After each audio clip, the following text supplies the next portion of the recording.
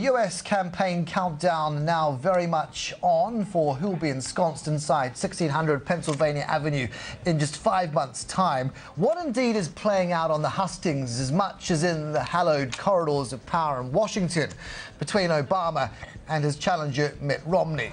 Well, one man with his finger on the pulse, national economics correspondent for the Washington Post, Michael Fletcher.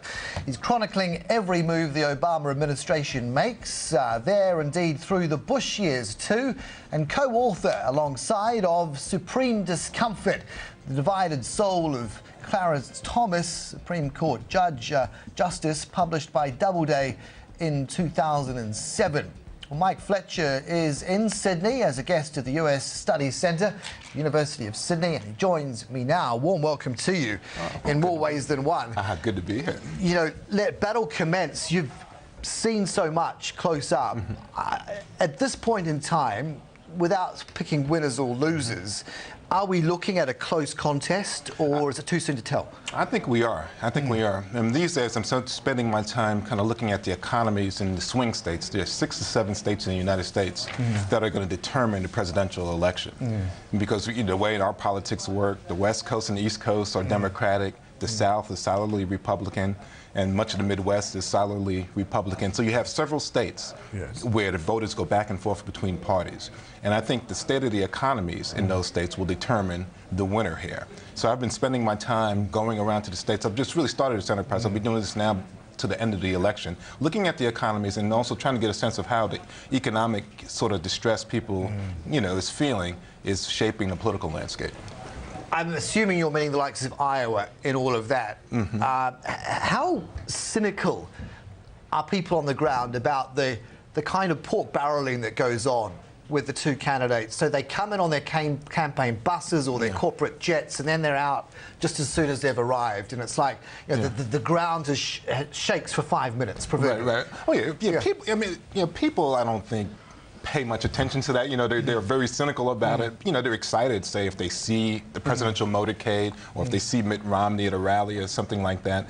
But long term, when you ask them, well, what's going on? And people are worried. I mean, this collapse, the housing collapse in the United States was complete in many states. In places like Florida and Nevada, people have lost over half of their household wealth. In Nevada, the average home price is down 2/3 from the peak. So that's the kind of thing that's on people's minds. So they view the theater of the campaign as just that. It's almost a show.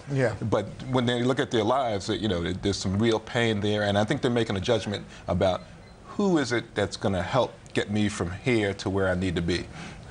Well, that's it, because so much was done on a wing and a prayer, and change you can believe in. If you go back the last time around, it's still ringing in my ears the way Barack Obama did have a caveat to all of that. He said, look, the pain is going to be significant, and we've got to be in this together. Don't, as it were, just drop out of the challenge that's before us.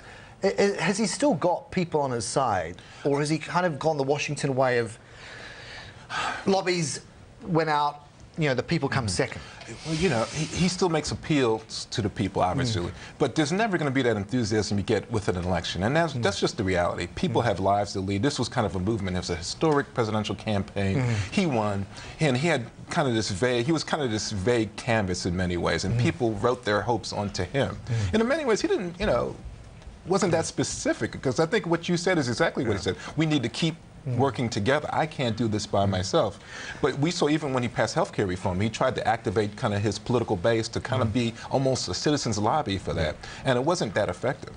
Edward Luce, who I had on the show just a week or so ago now from the FT, says in his latest book, Time to Start Thinking, that actually one of the biggest problems is the potential apathy. It's all very well to be cynical, but when the US voter turns apathetic, that is of concern just for getting out even the vote. Who is at greater risk of that dynamic coming back to bite them? In a strange way, they both run the risk here. Mitt Romney has not excited sort of the base of the Republican Party. I think the thing animating the Republicans is kind of a dislike of Obama.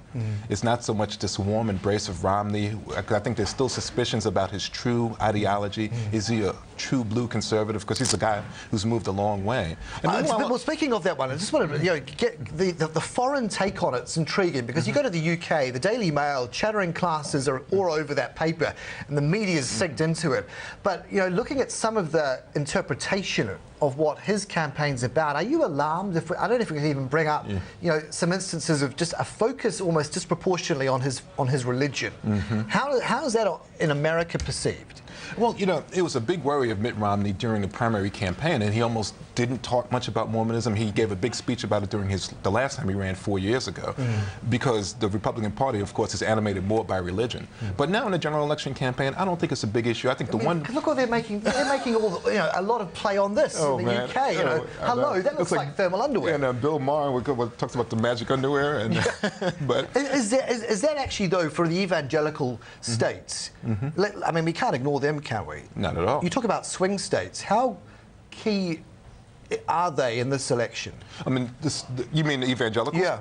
I mean, evangelicals are a big part of some of the swing states, and that's the thing. But I think the evangelicals kind of have nowhere to go. I mean, Mitt Romney is more their guy than Barack Obama. But now, will there be that enthusiasm? Will there be that big turnout? And I think that's the big question he faces. And Barack Obama faces the same thing, because I think a lot of the hope that you talked about, that has kind of dissipated, and he's seen, I think, more as a conventional politician. I think people see him as being quite able, but not kind of this transformative figure who ran in 2008. You write in the Post, and I've gone back and seen some of your output, which is incredibly, far and wide. But if we go back to housing, as you were talking about before, the way this has almost unintended consequences of the social fabric being affected in the US.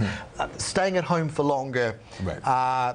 Romney's made a play on that, saying, look, the American dream's not owning your own home. You quote and say it's actually getting your kids out of the home you own. That's right.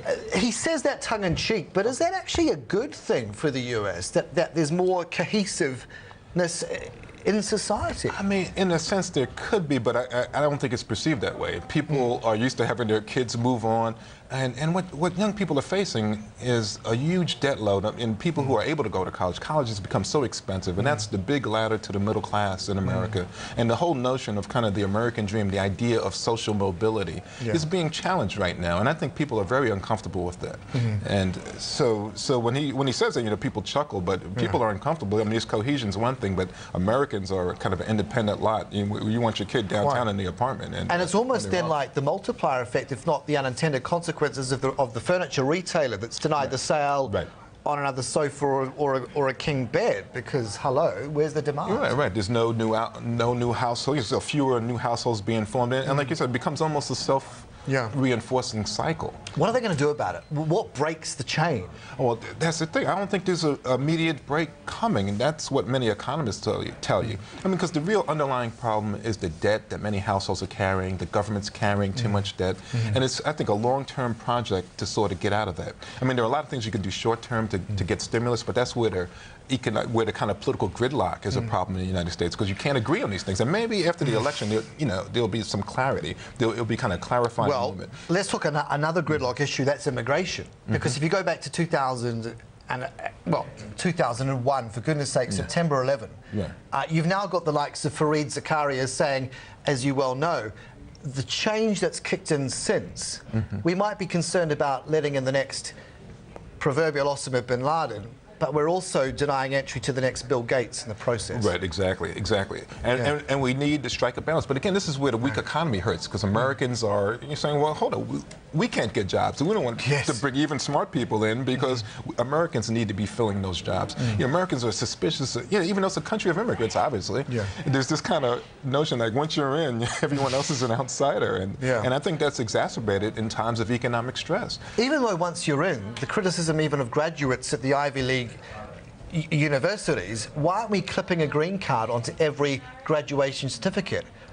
Because failure to do that is kind of an open invite to say goodbye and contribute back to your own economy. Oh, exactly right. I mean, all the innovation that could come out, all the brain power that's driven the economy in the past, and it continues to drive it now. I mean, companies that we wouldn't have dreamed of 10 years ago are leading the U.S. economy. And it's that kind of innovation, and many of these people have that kind of potential. So we have to strike that balance. But I think you have to get people, you have to sort of be able to get that anxiety down and get that distress down before you can kind of make a logical argument. Because people feel, they know what they feel in their lives, and they look like, I'm broke now, my kid is home, my kid went to college, is in his debt, and is working at a restaurant, and they're worried about it. It's kind of that 99% argument, which begs the question, Mitt Romney's past any baggage from corporate life.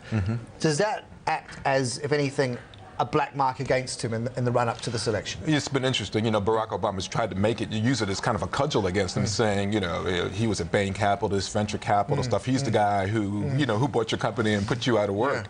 But even some Democrats have cautioned, you know, Barack Obama against that, saying, hold on, you know, private equity is a legitimate part of our system, so don't go too far with that. And so I don't know if it's a big advantage. And the fact that Mitt Romney is a businessman, I think, you know, for private equity or not, I think it's his one calling card in November. This is the thing that could propel him to victory if he is to win. So I think you won't see too many more attacks like that. Tell me about working at the Post. 47 Pulitzer Prizes and some, probably, if I've got that number right. You know, Bernstein and Woodward, Watergate, all the history of that. What's it like working for such a grand title? Oh, it's great. It feels like a privilege, really. You walk in the office, you'll see a Bob Woodward over there. You see David Marinus, the great biographer and political writer. You know, Dan Balls. You know, you see the Eugene Robinsons, Pulitzer Prize winners. You know, it's enlivening every day to walk into that office. But even though, and you mentioned the greatness of the Post, and it's a fabulous newspaper, we're not exempt from all of the problems, you know, hitting newspapers across the country. Your profitability is down. We're challenged by the internet. And what about just the challenge of those with institutional memory? You've been around, you know, for quite some time. You know, Helen Thomas inside the White House, that legendary kind of voice and that prod, the thorn in Clinton's side and everybody else. To lose those people, how bad for democracy is it when institutional memory fades? It's bad, but new ones develop. You know, there are people there who are doing a great job and holding, you know, Barack Obama's feet to the fire. So I'm not so worried about, you know, that thing. But it's always obviously sad when you lose an icon, and you know, and sort of you have this changing of the guard, if you will. But I see it more of a changing of the guard than a loss, because there are people there who 20 years from now will be looking back on and saying the same things about. Biggest thing you learned, and what was the motivation for going off and writing the book? How much of a challenge was that to juggle the two? Oh, it was difficult. I had to take off a year and a half, and I'd never written about the Supreme Court. I'm not a lawyer, and it's a very secretive institution. It has its own ways. But Justice Thomas is one of the most interesting figures in American life, in my view, and that's why we thought we did a book. The second African American on the Supreme Court, but a staunch conservative, just the opposite of his predecessor, Thurgood Marshall, the first African American. He was a civil rights icon, a guy reviled by many African Americans because of his conservative stances. So we wanted to write a book looking at his, you know, how did he get from his impoverished childhood to being the most conservative justice on the Supreme Court? What forces shaped his life? And he's a fascinating figure, a guy who's driven by contradictions, and controversy as well. You know, I'm sorry. And driven by controversy. Yeah. Yes. Alongside. Oh, of course. Yes. Exactly. I mean, everyone. You know, I think if you did word association, people would say Anita Hill. If you say Clarence Thomas, but there's actually so much more to him than, and that's what motivated us. And you know, and for African Americans particularly, it's the idea of racial authenticity. You know, many people feel like if you're black, you should believe X. Sure. And he goes against that grain, and we wanted to explore that. Mike, we could explore in more detail. We are out of time. I wish you well. Oh, thank you so much for your insights. Appreciate it. All right, cheers. My pleasure. Enjoy the rest of your trip. Guest of the US Studies Centre at the University of Sydney there, Michael Fletcher.